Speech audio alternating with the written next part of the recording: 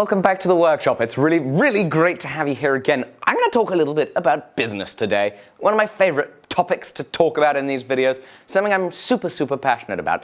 So a lot of people are often sending me emails. They're telling me, hey, I'm a hobbyist blacksmith usually. I mean, that's the best example, that's the most common. And I want to take this hobby into a full-time career, but I want to know how to be able to do it without, obviously starving.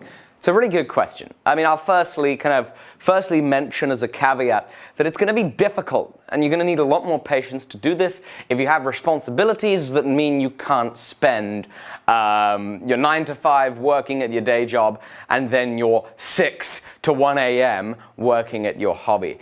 If you got a family that you got to feed and you got to spend time with your kids, yeah, you're going to need to be a hell of a lot more patient if you're going to want to take your hobby into a full-time career to be able to support these people that depend on you.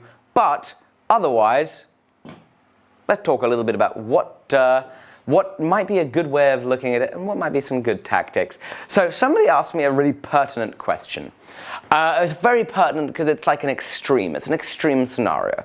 He asked me if I had only 5 hours per week to work on my hobby so that eventually it could become a business that would sustain me full-time, what would I do? Okay, so if I was working full-time and I only had 5 hours a week, here's what I worked out I would do. I would spend 3 hours here in the forge making a cool project, forging a cool project, and I'd film that whole process and I would photograph that whole process. I'd spend 1 hour of those 5 hours then editing a cool video and uploading that video to YouTube. And then I would spend 20 minutes editing photos and pre-scheduling Instagram and Facebook posts. I'd spend another 20 minutes replying to YouTube comments, Instagram comments, and Facebook comments and emails.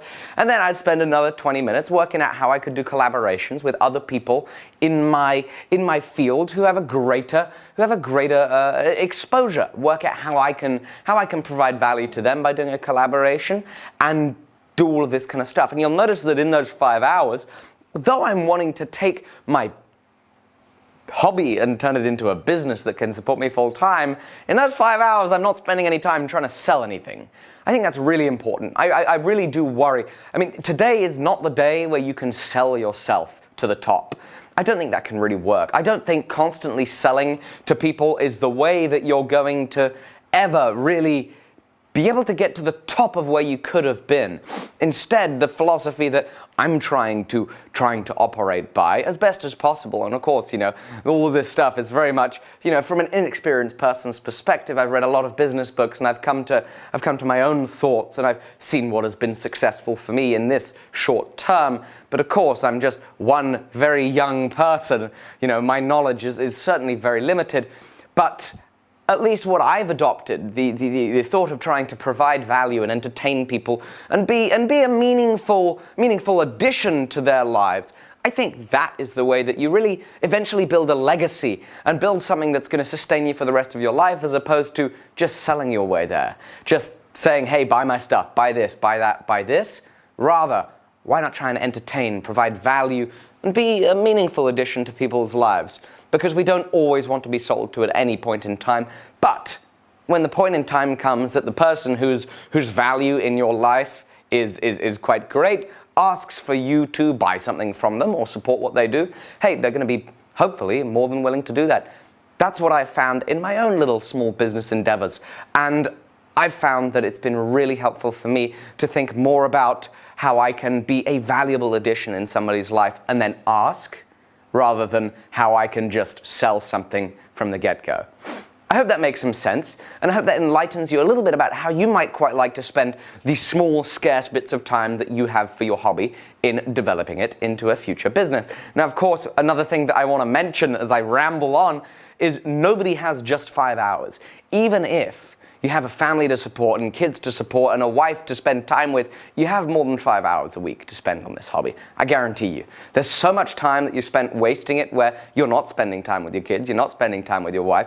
All you're doing is just wasting time sitting on your computer scrolling through Facebook or watching Netflix. There is more than 5 hours time to get this stuff done. If you're like me and you're a young bachelor with no responsibilities apart from his own, you have all of the time in the world. In fact, you could work a 9 to 5 hour job and then a 6 to 1 hour on your hobby. You have way more than 5 hours in every single day. Which means that if you were to apply yourself properly, you could really put a lot of work into this hobby. And I guarantee you, if you were to put a lot of work into this and spend those 6 to 1 a.m., spend that trying to work out how you can be a valuable addition in people's life and make them really want to see the content that you're producing every single day, you're gonna be able to go full-time lickety-split. It's gonna be easy. Easy. You're gonna put a hell of a lot of work in. Like I said, 6 till 1, put a hell of a lot of work in, but at least you can afford to do that. You can afford to put that work in because you're working the full-time job on the side.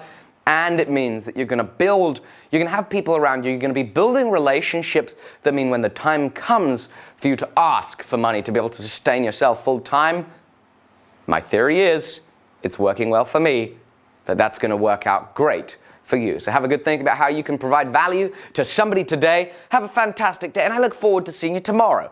It's always a thrill getting business questions from people, and it's exciting as hell because there are questions from people, as young as 14, 15, 16 who are thinking about the future, and people who are, in their 30s thinking about how they can move from a job that they don't particularly like a massive amount into a hobby that completely and utterly enthralls and captivates them. I wish that you can all undertake the endeavors that you wish to undertake, and remember, it takes a hell of a lot of work to do it. But as the great Winston Churchill just said, without work, there is no play. Thank you very much for watching. I'll see you tomorrow.